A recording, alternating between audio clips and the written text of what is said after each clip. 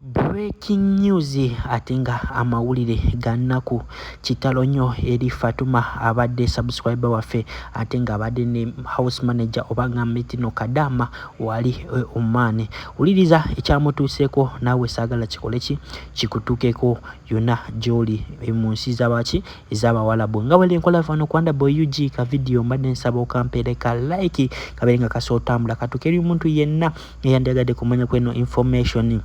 Gwena tana subscribinga tugamba subscribinga obirenga osobola okwegatta kweno family yaffe gana mawulire wegati oba soles wezati obirenga ofunamu ekyokuyiga kale tula okalire owulirize. Hajimiti agamba jangu akulombere dua yenga atakozesa ekikolwa kya kirogo kyonna jangu just mu inboxing enamba eri awesembyayo 15 mu kabox kayero ajja kuba kuyamba. Abasadik property consultants balina amataka ku bei rahisi namba yabwe eri mu kabox kayero nabo osobola inboxinga ne babiranga bakuyamba.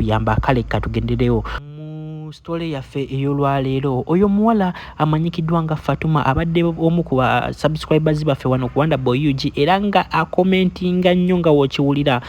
Olunaku olwabadde lwa konsajjo yabadde ava wali eri Oman ng'ava ku pakasa era nga mwenna abasinga kulaba channel yaffe nga muveeyo Saudi Arabia mukale mu UAE nga mitino Gulf countries.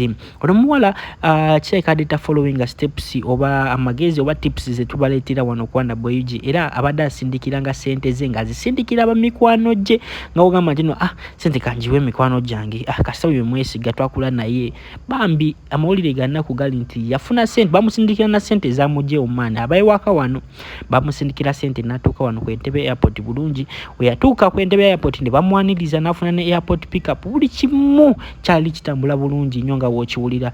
We yatuuka ewaka muganda wange amawulire agenda kugali nti yasanga nga tewali yadde n'ekikumi ne batandika omugamba nti ate sente zaabula ababbi batulumba ekiro biki. Omuwala kye yakoze yasirika busirisi yalinamu ku sente bwe yalavudde nabyo eyo Saudi Arabia zino eyo Oman gye yali savings yagenda bugenzi direct mu nsiko nagula eddagala nagula poison nanywa nava mu bulamu bw'ensi eno. Soko ulira katambika kwini je nga banyonyola okusingako uchemba nyonyola era mbirenga ko mwana wirala go ina tana subscribing wano kwanda boyug oberenga ofuna stories weziti oberenga ofunamu ekyokuyiga wano wokka ugasanga. By the way siba nkibagamba nga basinga tebagala kigobera ne go ina tana subscribing osubwa bingi so ulire bino. Kitalo nnyo mikwano bambi omwana ono oba omuwala ono oba omukyala ono Fatumah yafudde oluvannyuma lw'okutuuka e Uganda naye nga nsonga ki eyamuse ensonga yiino omukyala ono agirambuludde. Omukyala ono abadde akola Oman akoleddeyo emyaka 7 ng'asindika ssente ze zonna e Uganda wabula yagenza otuuka e Uganda mu bantu bazisindikira nga tewali wadde 10. Kye yakoze n'anywa obutwa ne bamuddusa mu ddwaliro naye oluvannyuma lw'ennaku 2 n'afa era ng'afudde olunaku olwaleero. Gw'owulira otya nga walya ssente y'omwana n'atuuka n'okukomawo ne yetta naye ng'ate gwavuddeko ensonga lwaki yesse mu ntuuyo ze ezitali zizo. Mbadde nsaba tugezengako okubeera n'omutima ogulumirirwa abalala n'omutima ogusaasira entuuyo z'abalala.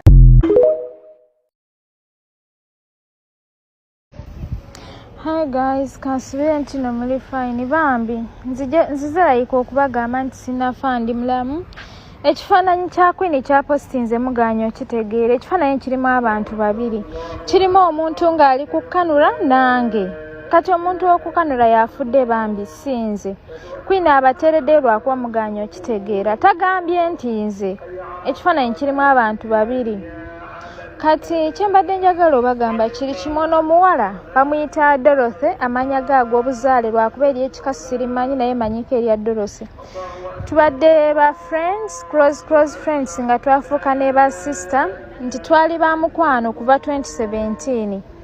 Namusanga Oman yali akolera sister wa bosi wange gye yali akoleranga nange gye nkola ki twagendangayo nyonyo ku weekend okola ki okubalaba. Kati lwali lumu nakola ki nangamba Aisha nange njagala kufuuka musiraamu nga ggwe nkikola ntya ne mugamba okufuuka omusiraamu kyangu nnyo twogere ne mukamaawo okyuke. Ne twogera ne mukama wange n'agamba mukamaawe ne bamukyusa n'afuuka omusiraamu ne bamutuuma Fatumah. Awo Fatumah erinnya lijje lyava kyozu waliwo abaana be twali nabo mu Oman Group 2017 bambuuziza nti Aisha ate Dorothy yafuuka ddi Fatumah. Kati owaatuuka ekiseera nze nenvaayo nalwala nenvaayo bwe navaayo nenkomawo e Uganda. Kati bwe nadda e Uganda nze nentambula nga omanyi nze enzunga byange sitereera mu nsi emu. Kati naye n'aŋŋamba Aisha omanyi njagala kudda e Uganda naye ngende e Saudi. Kati n'amala n'aŋŋamba naye kansooke malirize ennyumba yange nja kudda. Eryo ebbanga ly'e Saudi ne liggwako nze yagenda e Saudi nenkomawo. Kati ne mugamba naye mwana gwe wandikomyewo okwo. Olaba obwana bwo bwalekanga buto kati bukuze muwala weyo Karamojja. Kati ne mugamba naye oba okomyewo njagala ontwaleko Moroto kunankanyi ku Moroto Hotel. N'aŋŋamba okay. Ne mugamba view waayo nnungi njagala. N'aŋŋamba okay. Kati nabadde awo ne mugamba ngende ne mugamba taddayo ewaka ninde tugendere kumu then tumale tukomewo. N'aŋŋamba anjagala kuddayo mpumule nkoze nnyo nonkooye kanzije mpumule emyezi 3 nkole ki nzije Dubai. Ne mugamba nti kati oba okomawo Dubai n'okyusa passport jjukira abadde ne passport ye UG. N'aŋŋamba it's alright. Kati yali Tuesday. N'aŋŋamba Aisha I'm going to Uganda. Ne mugamba it's alright. Kati yakola ki n'akomawo e Uganda. Jjukira obuve Oman oyitira Kenya. Yatuukira Kenya then n'atravelinga n'atuuka ewaabwe e Karamojja. Kati we yatuuka ewaabwe e Karamojja n'aŋŋamba Aisha ntuuse. Jjukira ye tabadde nnyo muntu wa bimesagi si muntu wa media. Era abaana bambuuziza nti Aisha oyo muwala asangibwa ku TikTok omanya kitali ku TikTok. Era ne bakyali baffe bamumanyi muntu waki wa WhatsApp ne imo byabadde abeerako ne Facebook. Kati n'akola ki n'aŋŋamba Aisha nina obulumi ku mutima yankubira twali ku imo nga tuli mu kwogera ne mugamba ate bulumi kika maama wakatuuka ewaka weeyagale sooka owumulemu ofune kuki ku mirembe.